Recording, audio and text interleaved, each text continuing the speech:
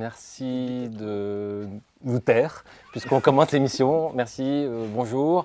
Bienvenue pour ce numéro 8 de l'émission Dispute sur la vie des idées, l'actualité des essais. Comme vous l'avez remarqué, la crise du politique aujourd'hui, et peut-être même d'une certaine idée du progressisme, se manifeste un peu dans les urnes, mais peut-être qu'elle se déploie aussi ailleurs, et justement, précisément, peut-être dans le domaine des idées. Et les 3 livres que nous allons explorer aujourd'hui, peut-être, seront une manière un peu d'explorer, d'une certaine manière, certains échecs ou blocages de la gauche dans la construction de son modèle politique, notamment dans son rapport à l'écologie, une question qu'on va aborder à travers le livre de Serge Audier, La société écologique et ses ennemis, pour une histoire alternative de l'émancipation, paru aux éditions de la Découverte. Ce sera une manière aussi d'évoquer le rapport, finalement, de la sociologie à la question du socialisme, à travers un livre assez original de Bruno Carcenti, Cyril Lemieux, Socialisme et sociologie, paru aux éditions EHESS.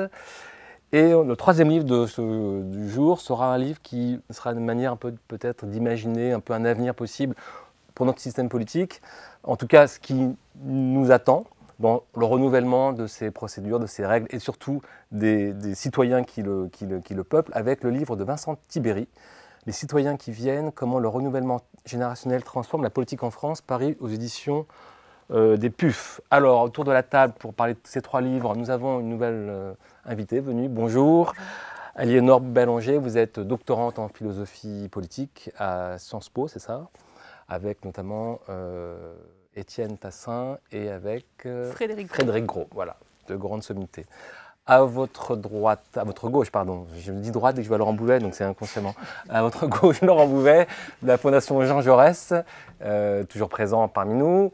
Jean-Laurent Casselli du site Slate, Emmanuel Lemieux du site lesinfluences.fr. Vous les connaissez par cœur, vous connaissez leur talent d'expertise de la vie intellectuelle. Et je propose de commencer peut-être par le livre de Vincent Tibéri, parce que d'une certaine manière, il fait un peu écho, j'allais dire, à l'actualité la plus immédiate du moment. Alors, Vincent Tibéri, pour le présenter rapidement, c'est un politologue qui travaille qui est prof à Sciences Po Bordeaux, après d'ailleurs avoir enseigné aussi à Sciences Po Paris. C'est un spécialiste du vote, de la question aussi des valeurs culturelles, de la sociologie d'intégration, etc. Et donc, dans cet essai qui est paru là il y a un mois, il s'intéresse au renouvellement générationnel et dans son rapport à la politique et surtout dans les effets qu'il produit précisément sur, disons, le système politique lui-même, avec son constat qui est intéressant, qui est de dire qu'en gros, un renouvellement s'opère aujourd'hui avec des citoyens nouveaux qui seraient plus distants au système politique plutôt que déférents, qui serait le concept de déférent désignant finalement leurs aînés, et qui changent, ont une manière finalement d'interpeller et de transformer le système politique lui-même. Jean-Laurent, qu'est-ce que ce livre vous a inspiré ? C'est un livre qui tombe très bien dans l'entre-deux tours. C'est un petit peu pour ça que je voulais qu'on en parle. Ouais. Parce que effectivement, le premier constat fort de Tibéri, c'est de montrer que le citoyen qui vient, à mesure que le renouvellement générationnel fait son œuvre, est de plus en plus distant, comme vous l'avez dit, de plus en plus instruit. Et donc il décode de mieux en mieux le cirque politique qui, c'est pas qu'il l'indiffère de plus en plus, mais c'est que ce cirque politique est de plus en plus décalé par rapport à l'électeur, qui est un électeur assez stratège. Et dans les discussions qui sont nombreuses en ce moment sur ce qui va se passer dans l'entre-deux tours et ce que vont faire les gens quand ils vont aller voter pour départager les 2 finalistes, on sent bien que cette distance, qui n'est pas la même chose qu'une aliénation justement ou qu'un rejet de la politique, cette distance assez sophistiquée, on la voit beaucoup en fait. On voit à quel point les gens ont pris l'habitude d'être eux-mêmes des experts, des commentateurs politiques presque en fait, de ce qu'ils vivent, qu'ils vivent comme citoyens. Ça c'est le premier enseignement du livre de Vincent Tibéri. Une grande partie du livre consiste à étudier l'évolution des valeurs en fait, des citoyens français par rapport aux valeurs culturelles, par rapport à leur positionnement politique. Et dans ce positionnement politique, les valeurs comptent de plus en plus. C'est-à-dire qu'avant, on était de droite ou de gauche en fonction de sa position socio-économique, dans l'ordre économique, et en fonction de son sa préférence pour la redistribution, pour le libéralisme. On était assez facilement plaçable sur le curseur politique. Là, ce qui change, c'est que les valeurs, c'est-à-dire tout ce qui vient, ce qu'on appelait le post-matérialisme, que ce soit les rôles traditionnels entre les hommes et les femmes, les valeurs, le rejet de l'autorité, une plus grande tolérance envers les minorités, tout ça façonne de plus en plus la scène politique et notamment façonne de plus en plus les choix des citoyens. Et l'énorme paradoxe que soulève Tiberi dans son livre, c'est que on voit bien que ce constat-là ne marche pas très bien avec le fait que le Front National, qui est le parti qui, dans les valeurs, se situe à l'extrême droite, est à l'opposé de tout ce que devient la société française. Donc, comment l'expliquer? C'est finalement sa conclusion, et c'est le caractère en fait actuel de son propos. C'est que, en fait, comme ces valeurs sont de plus en plus importantes dans le débat, même si le gros des citoyens qui viennent et de plus en plus tend de plus en plus vers une forme de gauche culturelle, ça ne marche pas pour tous. C'est-à-dire qu'une minorité qui ne l'est pas, auparavant n'en aurait pas fait son vote, le premier déterminant de son vote. Or, dans l'arène politique actuelle, dans la manière dont les débats sont posés, c'est ce qui va être déterminant. Et je pense que c'est un petit peu ce qu'on vit en ce moment. Voilà. D'accord. Donc finalement, comment dire, est-ce que l'idée que l'insurrection qui viendrait comme... pour reprendre l'expression du comité invisible, vous semble aujourd'hui finalement une fiction politique? Comment vous réagissez à Laurent peut-être?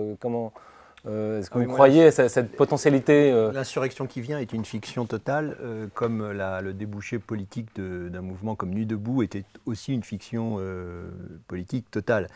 Ce qui est intéressant dans l'étude de Vincent Tiberi, c'est qu'il reprend...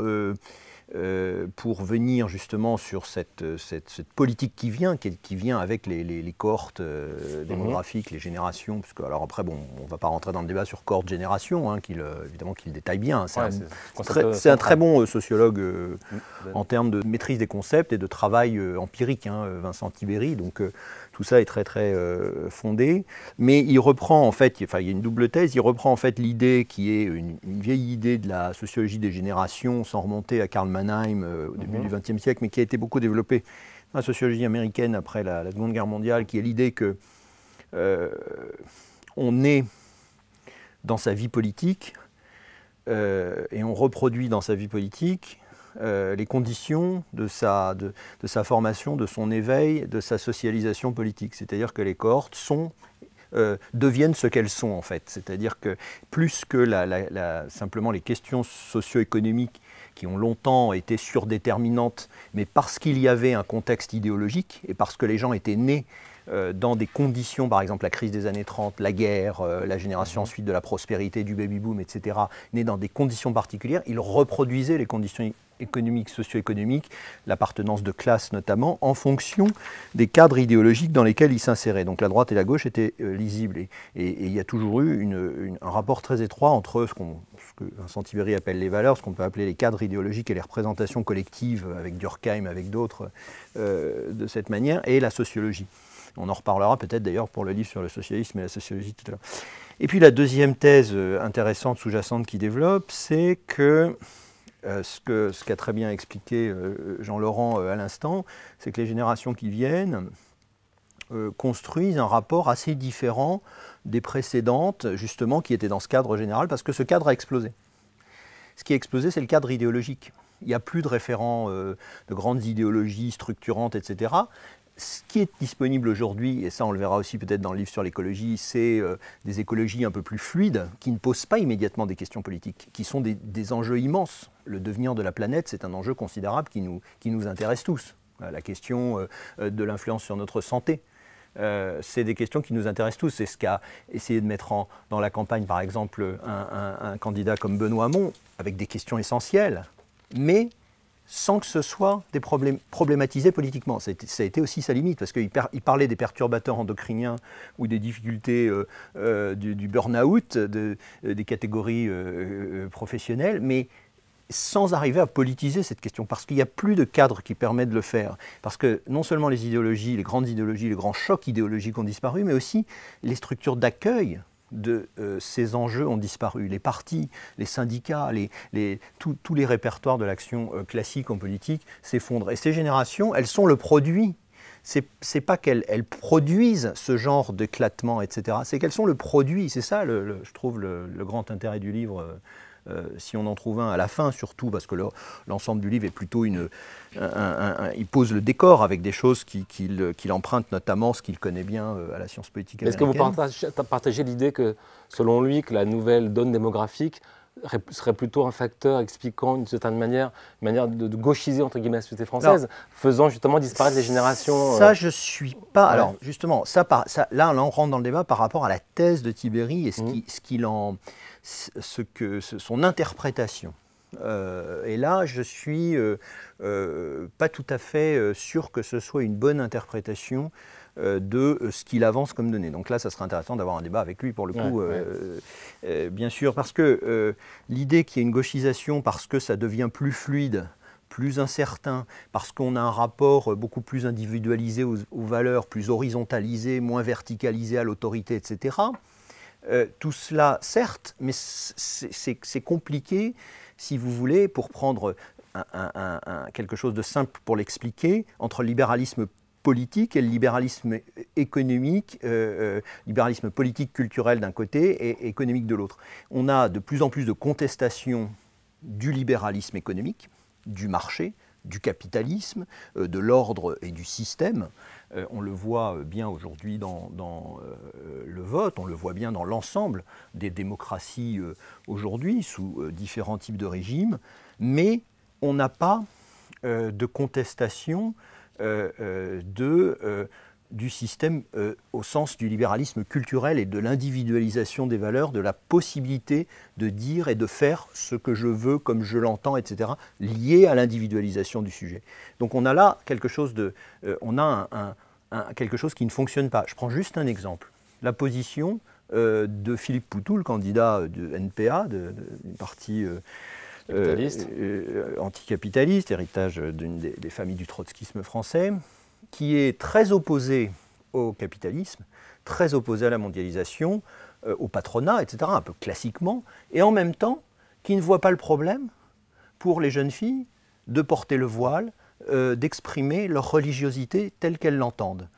Et là, il y a quelque chose qui ne va pas, parce que si on critique l'individualisation de l'homo economicus et l'impossibilité de la rationalité individuelle en économie, comment peut-on admettre la rationalité et l'autonomie du sujet sur des questions liées à la religion, liées à l'autorité, liées à la nation, liées à l'État? Là, il y a quelque chose qui ne fonctionne pas, et je pense que dans l'électorat, ça ne fonctionne pas non plus. Et c'est pour ça qu'on retrouve une jeunesse qui est partagée, extrêmement divisée, ce que disait très bien Jean-Laurent tout à l'heure, entre des partis qui sont plutôt d'extrême droite, qui ont une vision identitaire, nationaliste, fermée de la politique, et c'est une jeunesse qu'on trouve dans les zones périphériques, etc., de cette France périurbaine, et puis une jeunesse dans les banlieues, dans les métropoles, précarisée parfois, une jeunesse issue de l'immigration, qui est beaucoup plus, évidemment, qui ne va pas aller voter Front National, qui a par exemple beaucoup plus voté pour Jean-Luc Mélenchon cette fois-ci, mais ils ont en commun cette incertitude sur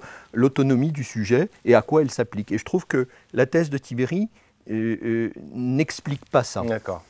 Aliénore, comment vous avez lu ce livre en tant que philosophe? Pour reprendre votre question sur l'insurgence et sur l'idée d'une insurrection qui vient, moi ce que j'ai trouvé particulièrement intéressant dans ce livre, c'est qu'il recourt aux outils de la science sociale, et notamment à l'enquête, tout en se situant dans une tradition qui est celle du dispositionnalisme de Lahire, pour montrer qu'il y a une disposition... Bernard Lahire, sociologue, voilà. Il y a une disposition en fonction des cohortes qui va donc renouveler et donner lieu à une nouvelle citoyenneté.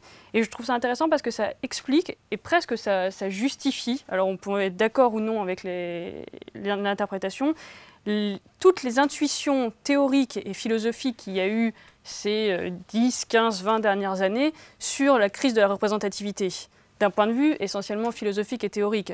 Et par exemple, je trouve que ça donne des arguments intéressants. Je pense en particulier à trois individus qui sont Pascal Perrineau, qui a essayé de penser la politisation négative Donc cette idée que on va de moins en moins voter, ou alors que quand on vote c'est essentiellement contre, c'est pour montrer sa colère, son mécontentement, ou à Pierre Rosanvallon avec l'idée de contre-démocratie. Donc il faudrait qu'il y ait une démocratie qui s'oppose à une libéralisation de la démocratie actuelle. Et je pense aussi au regretté Miguel Abensour, là, qui est décédé cette semaine, avec la question d'une démocratie insurgente.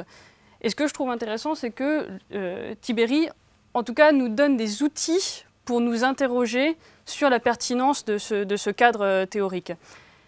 Ce qui me semble intéressant aussi quand on regarde un petit peu ces conclusions, c'est qu'on a des conclusions intuitives et à mon sens qui ne fonctionnent pas et qui devraient être réinterrogées avec une interprétation contre-intuitive. À savoir que si on le lit, on a l'impression qu'il y a un peu une triple victoire. Une victoire d'une forme de républicanisme avec des citoyens qui sont avec la réussite de l'école, de la formation, donc qui sont beaucoup plus puissants pour comprendre ce qui se passe, pour interpréter le réel, pour eux-mêmes se placer dans un cadre particulier des forces politiques. Donc on a un succès du républicanisme et avec des citoyens plus autonomes également. On aurait également un succès du libéralisme avec des valeurs justement qui fonctionnent, où on va vers de plus en plus de pluralisme, on va vers de plus en plus de respect de la diversité. Et troisièmement, on aurait un succès de l'individualisme, avec le fait justement qu'on n'est plus dans la déférence, mais quand on est dans une capacité à agir uniquement en fonction à la fois de ses intérêts et même de la pluralité de ses intérêts. Et je trouve ça très intéressant, par exemple, quand il dit qu'on devient multipartisan ou pluripartisan. Comme si, en fait, on était fidèle aux différentes voies qu'il y a en nous politiques, et que donc on n'était pas forcément uniquement socialiste, ou on n'était pas forcément uniquement conservateur, mais que comme il y avait des paradoxes qui se jouaient en nous-mêmes là-dessus, on pouvait voter différemment selon que ces voix prenaient plus ou moins d'importance. Et en fait, ça c'est les trois intuitions, et ce qu'on observe, c'est que les contre-intuitions fonctionnent aussi bien, voire peut-être mieux. Si je prends l'argument du républicanisme, avec cette idée d'un citoyen de plus en plus autonome, en fait, on pourrait s'interroger également sur le conformisme de ces nouvelles cohortes. C'est-à-dire, pour reprendre un petit peu même les arguments de Tocqueville, qui dit que plus il y a d'individualisme, plus en réalité il y a de conformisme, là on a l'impression que certes, les individus ne sont plus dans un vote déférent ou dans une loyauté, mais que l'influence des sondages, des organes d'opinion ou de tout ça, va contribuer à façonner justement ces multiples voix qu'ils ont à l'intérieur d'eux-mêmes. Donc on pourrait renverser ça sur le libéralisme. On pourrait s'interroger également sur la montée, comme lui le dit, c'est-à-dire qu'on va vers de plus en plus d'individus votant à gauche, mais avec une minorité importante et qu'on entend visible d'extrême droite. Et donc, ça c'est pareil, ça nous permettrait d'interroger, ce qui à mon avis d'ailleurs pose problème dans ce livre, et je profite de mon jeune âge pour en profiter, pour en parler, c'est qu'on a une réflexion sur les générations des années 30, des années 50, des années 70. Et il n'y a pas de réflexion, et à mon sens elle est très importante cette réflexion sur les jeunes des années 90, c'est-à-dire sur la génération Y, voire la génération Z. Parce que on ne vote pas du tout, on n'a pas du tout le même cadre, un petit peu quand il dit de cadre formateur dans ces premières années.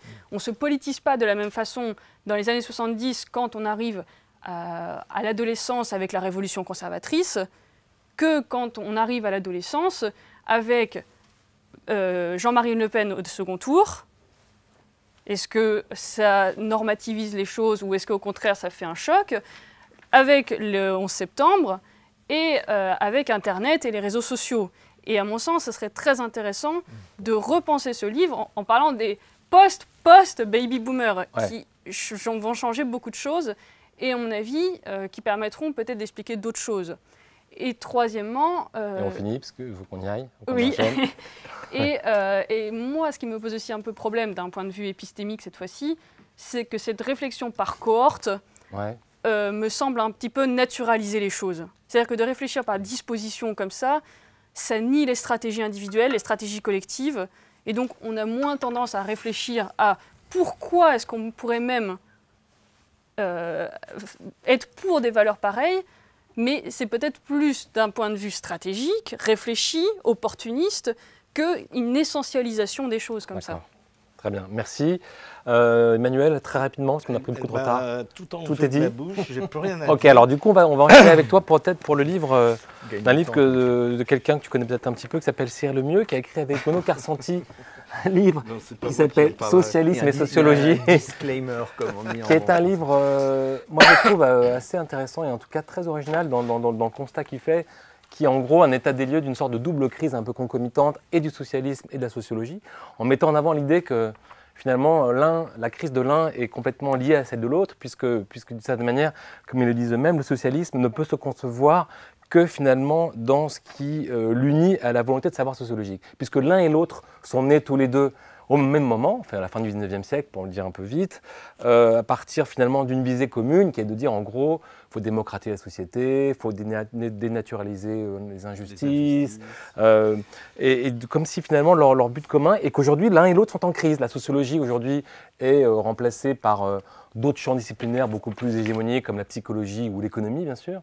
et le socialisme évidemment aujourd'hui a du mal finalement à réfléchir à la structuration sociologique même de la société, c'est ce qu'il leur reproche. Et comme finalement, pour relancer l'une et l'autre, il faudrait que finalement les deux fils soient tirés.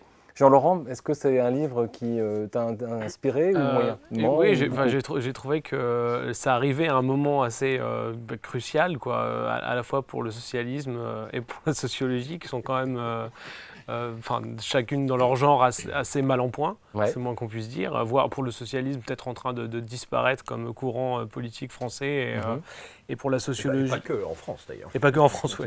Mais je veux dire de manière il pourrait y avoir des espoirs ailleurs. Mais... De manière encore plus visible dans les derniers scores. Et quant à la sociologie, qui est dans une posture assez défensive, en tout cas dans le débat, on va dire médiatique. En France, oui. Pas qu'en France, parce que finalement, penser sociologiquement les rapports sociaux est de moins en moins...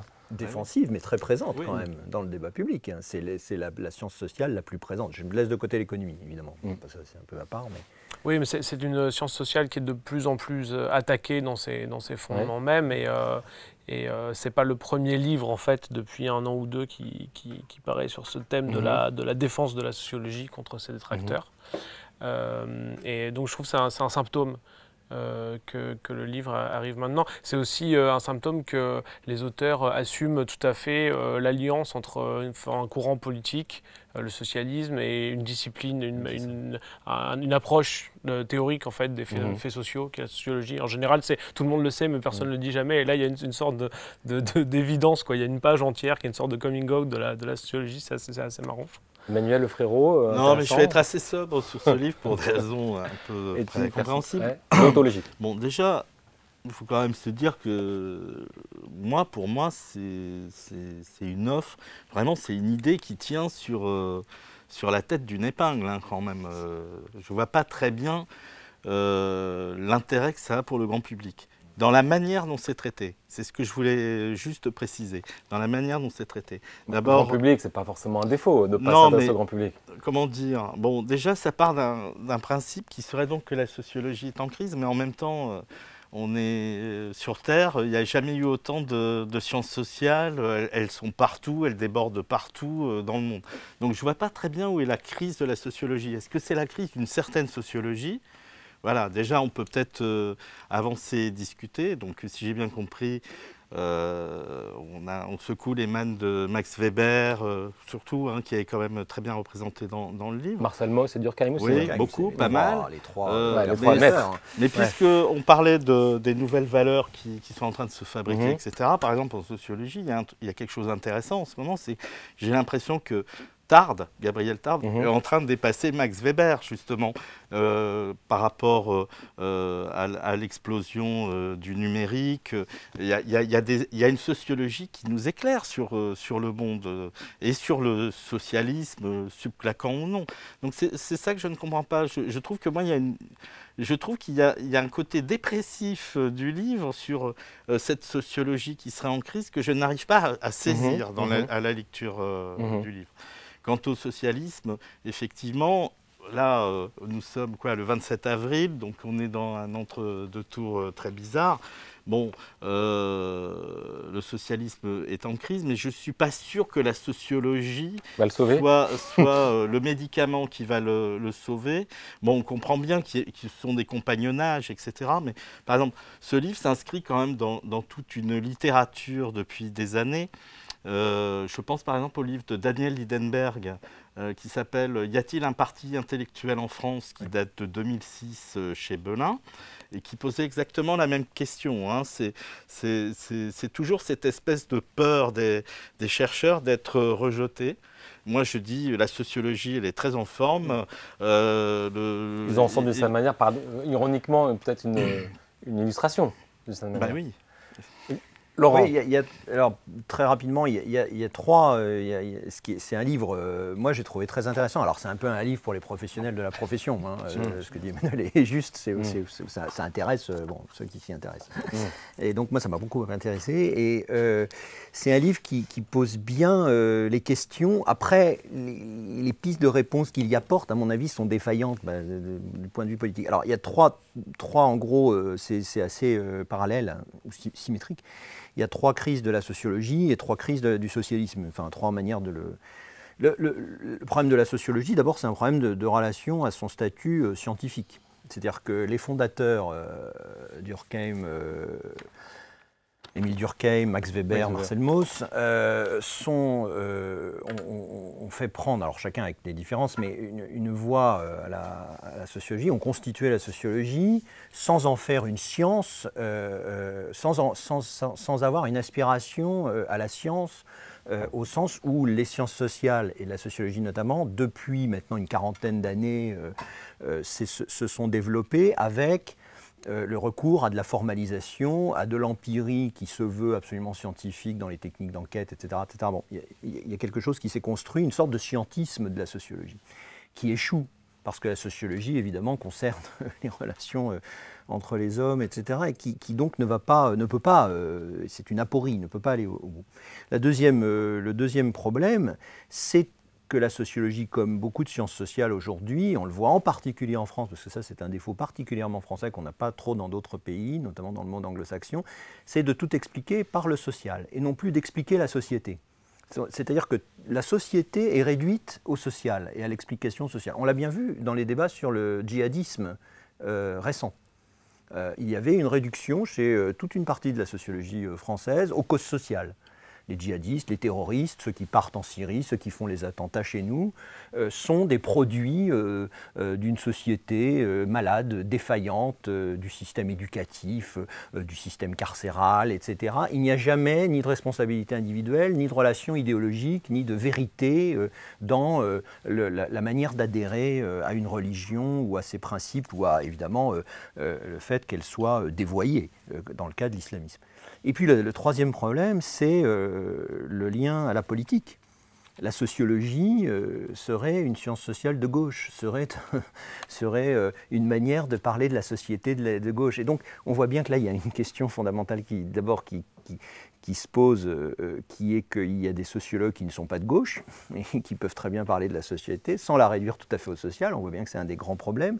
Et on voit bien que ce défaut, qui renvoie aussi à la question de la neutralité axiologique soulevée par Max Weber, qui renvoie à la manière dont, peut-être la seule manière dont on peut parler scientifiquement de quelque chose, c'est de faire attention à ce qu'on fait par rapport à l'observateur, etc., toute question bien connue en méthodologie, eh bien, a été complètement oubliée. Donc là, on a une nouvelle impasse.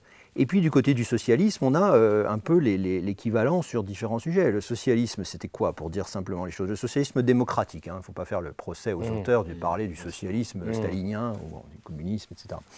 C'était le compromis entre le capital et le travail, dans un cadre national, le tout régulé par un État suffisamment fort pour pouvoir contraindre le marché à faire ce compromis et à ne pas dépasser les frontières.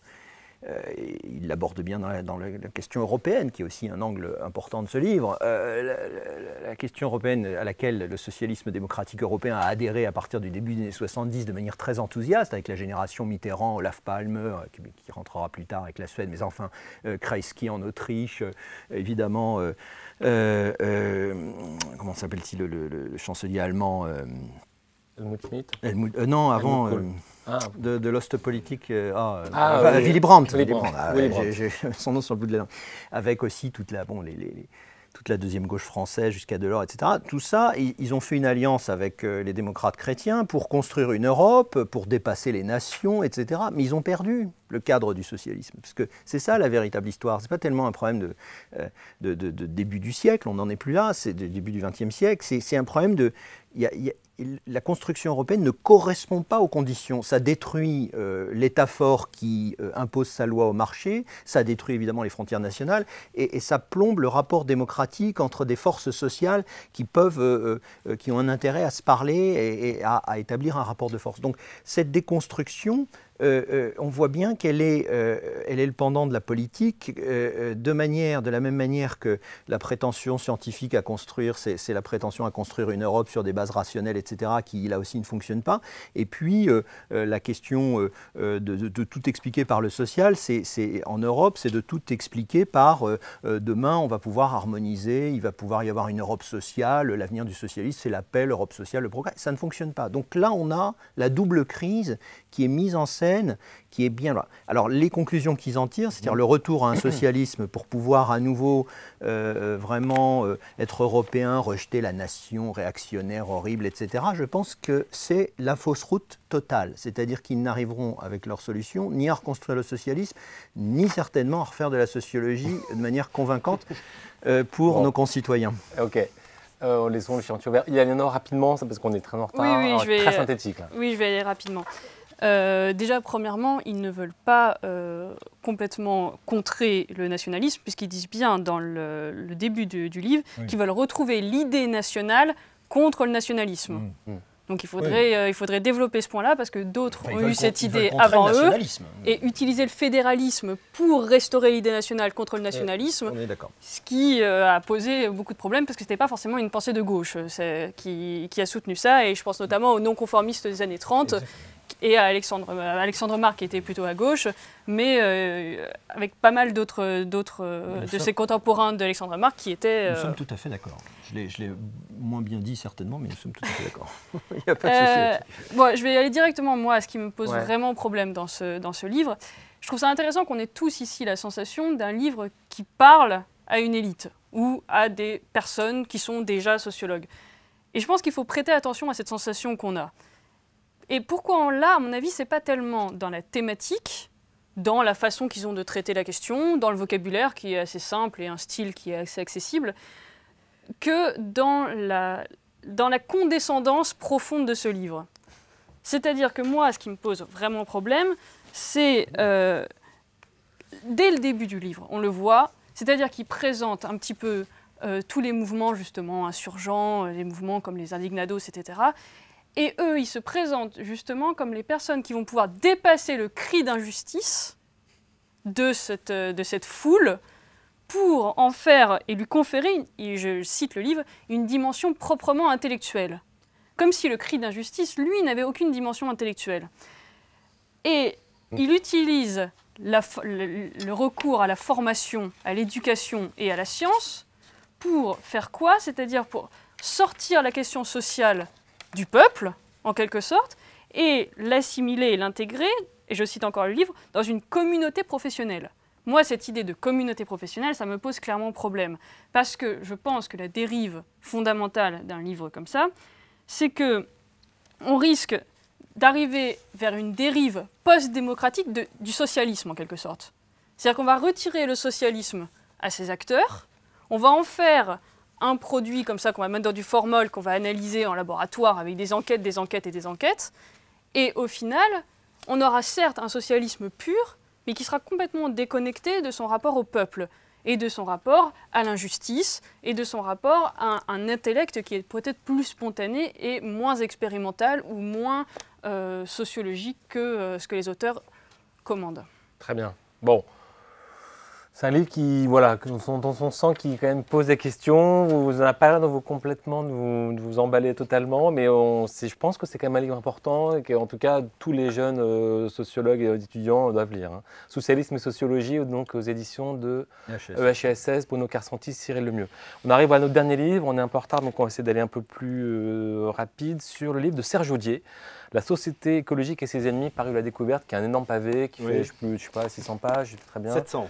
Alors Serge Audier, Serge Audier, pour le présenter rapidement, donc c'est un historien des idées, spécialiste notamment du libéralisme, parce qu'il a fait un très grand livre sur le socialisme libéral, sur le néolibéralisme, une archéologie assez impressionnante, une archéologie intellectuelle. Il a écrit un livre sur Foucault aussi, et puis évidemment un livre important sur la pensée anti-68. Donc c'est vraiment un historien vraiment de l'histoire intellectuelle, un des plus fins spécialistes, on peut dire, des mouvements politiques intellectuels des 50 dernières années. Et donc là, il s'attaque à l'idée d'écologie, il essaie de faire une généalogie de cette pensée sociale de la nature, en expliquant en quoi finalement elle s'est aussi heurtée à des obstacles au sein de la gauche elle-même. Oui, pourquoi la pensée écologiste n'est-elle pas naturellement de gauche? Alors, Emmanuel, qu'est-ce que ce livre t'a inspiré? Moi, alors ça c'est un bonheur de lecture et de découverte. Donc, il y avait quelque chose, une idée effectivement qui me semblait établie depuis longtemps. Je pense à Murray Bookchin ou Edgar Morin d'ailleurs, qui, aux sources phréatiques de la gauche que seraient le socialisme, le communisme, l'anarchisme, étaient raccordés depuis le début des années 70 à la pensée écolo. Et en fait, quand on lit ce livre, on s'aperçoit que pas du tout, les jeux ne sont pas faits, loin de là, que l'écologie c'est un foyer d'idées où la biodiversité, alors là du coup, est vraiment foisonnante, mais qui n'a peut-être pas forcément trouvé son biotope politique. D'ailleurs on le voit très bien avec la candidature de Benoît Hamon, hein, puisque il a tenté de faire un effort, ça a été dit, entre une articulation entre le social et la pensée écolo. Et on voit bien que la gauche a du mal à convaincre, et même à se convaincre elle-même. Donc, même si elle s'est un peu écologisée quand même depuis une grosse dizaine d'années quand même. Oui, mais il explique bien, Serge Audier, c'est quand même très difficile, c'est chaotant, il y a des bifurcations, des régressions, enfin beaucoup de choses. Et en fait, donc dans le livre... il y a notamment cette question de la liberté et de l'écologie qui se pose rapidement dans le corpus d'une pensée politique. C'est pour ça que le livre s'appelle « La société écologique et ses ennemis », mais c'est un clin d'œil et un hommage à un livre qui est sorti en 1945 à Londres de Karl Popper, qui s'appelait « La société ouverte et ses ennemis ». Et ça procède de la même idée, en fait. C'est-à-dire que quand Popper sort ce livre en 1945, donc il a dû fuir l'Allemagne nazie, etc. Et il s'est aperçu, lui, enfin comme toute cette génération d'intellectuels, que l'ingrédient naturaliste leur rappelait de bien vilains souvenirs. Hein, c'est les théories biologisantes, racialistes, racistes du nazisme. Et c'est une des thèses d'ailleurs de Serge Audier, c'est que effectivement cette dimension a fait que la pensée écologiste à gauche, tout comme chez les libéraux, a été jusqu'aux années 70 repoussée. Karl Popper lui-même théorise sur une société ouverte, donc prenant en compte l'héritage des Lumières, un libéralisme politique, etc. Karl Popper lui-même, dans les années 60, s'intéresse à l'écologie, il le signale, mais à un moment donné, quand montent justement les mouvements écolos, va s'insurger contre eux. Il va y avoir même une prise à Berlin en 92, une prise de parole assez violente contre les Verts allemands. justement parce qu'il dit qu'il n'intègre pas dans leur pensée toutes les affaires publiques, humaines, la solidarité et tout l'héritage des Lumières. Donc on voit bien quand même que cette espèce d'objet-là, écolo, a du mal à s'installer dans les foyers politiques. Et le grand travail de Serge Audier, c'est de nous proposer une exploration assez géniale de plein de penseurs marginaux, marginalisés, oubliés depuis des siècles. On passe de George Sand à Tolstoï, à l'écoféminisme, au merveilleux Élisée Reclus, etc. Plein de gens, plein de mouvements, plein d'organisations, plein de communautés qui peu à peu ont créé les principes émancipateurs d'une pensée écologique, très parcellaire, très fragmenté, qui reste à inventer, mais qui est là. Et je trouve, c'est la bonne nouvelle du livre, en fait. C'est une ouverture possible sur une possible revitalisation de la pensée à gauche. Très bien. Aliénor Ballanger, est-ce que ça vous intéressait, la pensée écologique pour une philosophe politique, c'est important? Enfin, c'est un foyer qui oui. vous semble... Ouais. Déjà, je vous remercie vraiment d'avoir choisi ce livre, parce que c'était même s'il est long, un peu une bouffée d'oxygène. C'est vraiment un livre qui est bien écrit, qui est bien documenté, qui est intéressant et surtout qui est vraiment riche. Donc c'est à la fois ce qui fait un peu son caractère inquiétant et en même temps qui est passionnant. Caractère presque encyclopédique un petit peu. Hein. Maintenant, moi j'aurais quand même quelques doutes sur les finalités de l'auteur. En fait, ce qu'on comprend assez rapidement à sa lecture, c'est que l'auteur recherche à faire en quelque sorte un appel à des néo-lumières écologiques. Et si on réfléchit un petit peu et qu'on le lit précisément, ça repose sur une croyance un peu en triptyque, donc dans une croyance indépassable à la fois dans le libéralisme, comme régime qui vise à la plus grande liberté possible, à un individualisme, à un épanouissement personnel, au pluralisme et surtout à l'émancipation. On le voit bien chez l'auteur qui ramène très souvent ce thème-là.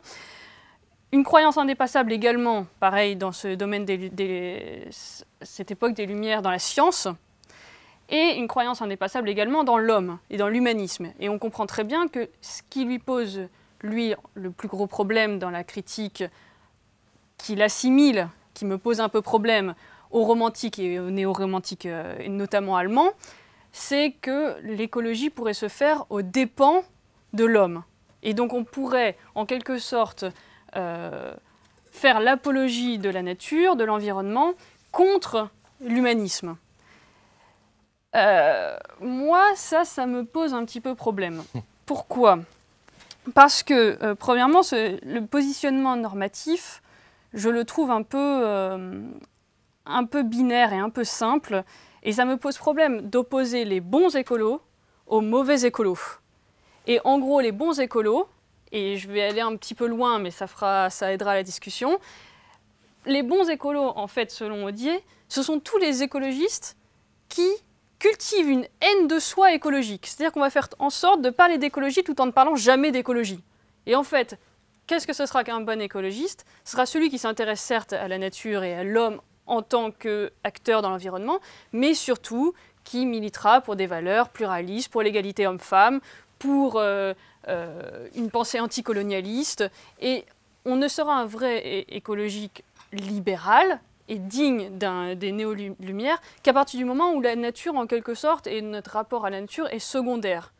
Et ça, effectivement, on peut comprendre que ça lui donne une vision extrêmement négative des romantiques, et en particulier, par exemple, de Klages, donc un Allemand qui sort en 1913 un livre qui s'appelle « L'homme et la terre », où là, c'est vrai que c'est anti-humaniste en tant que société, c'est humaniste, personnaliste en quelque sorte.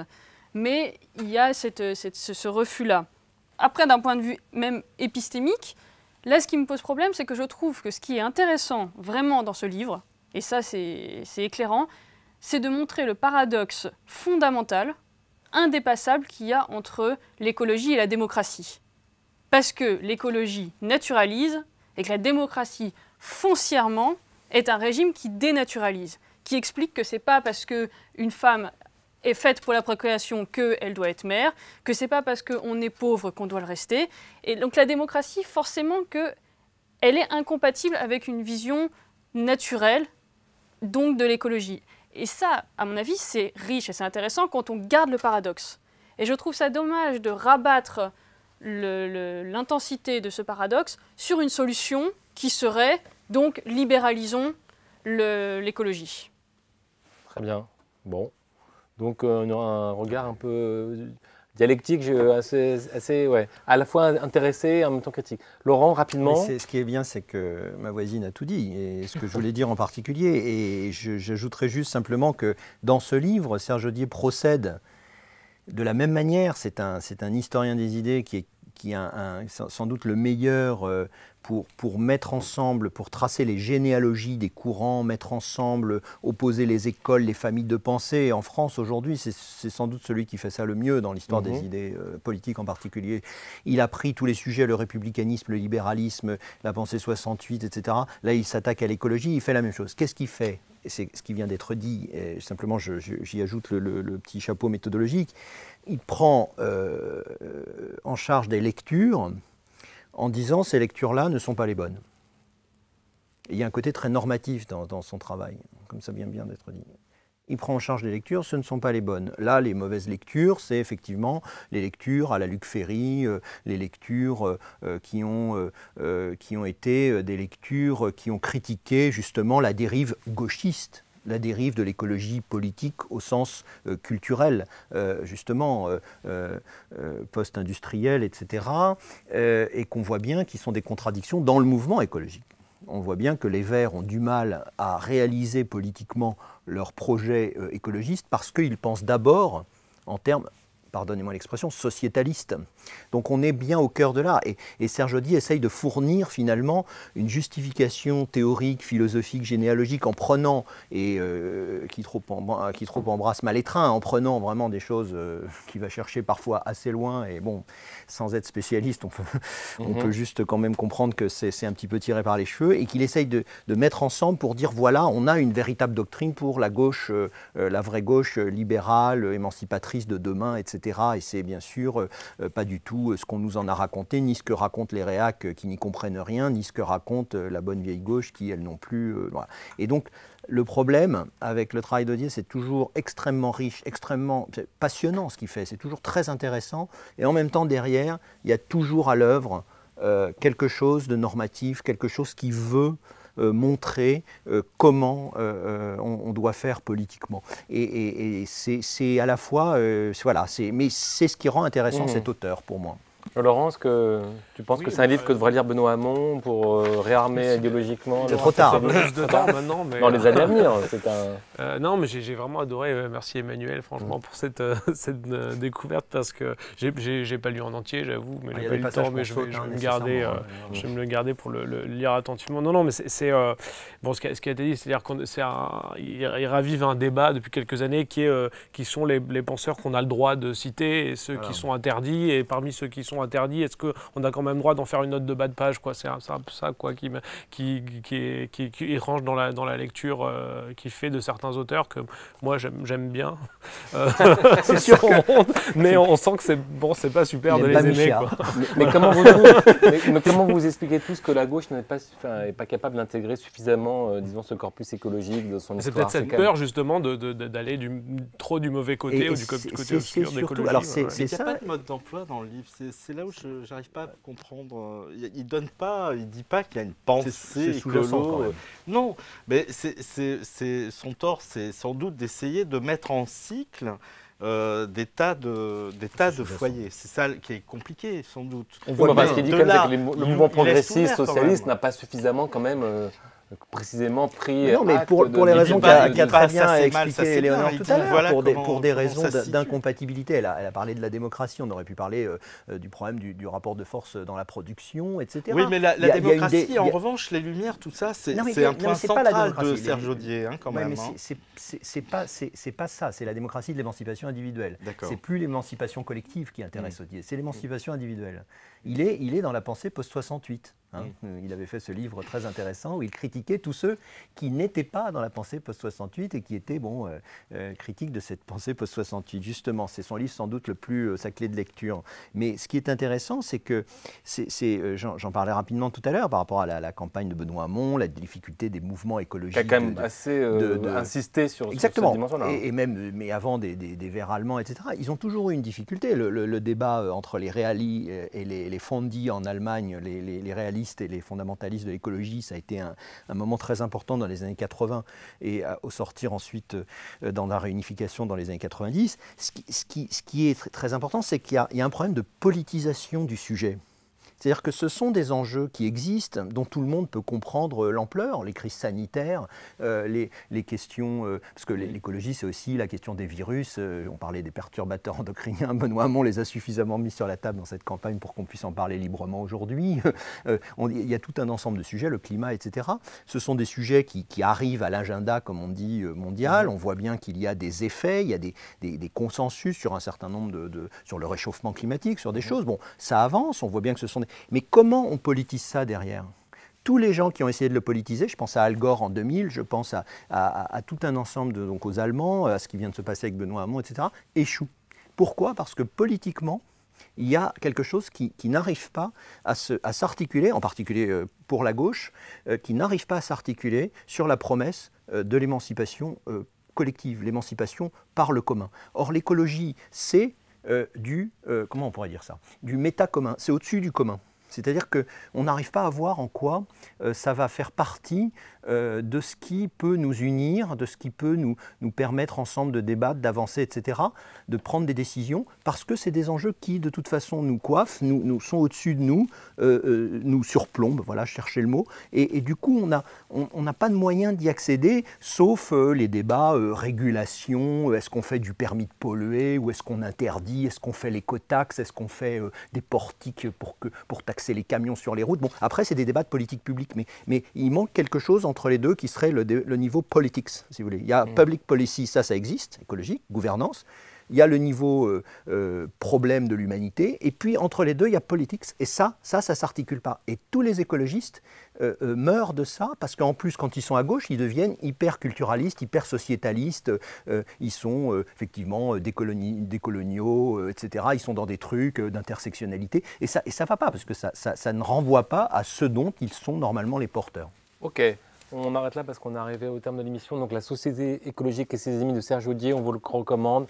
Une anthologie, une généalogie de la pensée écologique, et qui est évidemment un sujet qui va être encore d'actualité pendant très longtemps. On arrive à la fin de l'émission, chacun à 10 secondes pour présenter un petit livre qu'il a accroché. Alors je le présente le mien rapidement pour prolonger un peu les débats d'aujourd'hui et d'hier. L'âge de la régression, qui est un livre collectif qui a été édité au départ par un éditeur allemand et qui est édité en France par Premier Parallèle, qui est une jeune maison d'édition, qui est un livre collectif avec des grandes figures intellectuelles comme Bauman, Nancy Fraser, Bruno Latour, Paul Mason, et sur un peu la crise démocratique que l'on vit et essayer de comprendre, faire un état des lieux de cette crise et des solutions possibles. C'est un livre évidemment assez stimulant.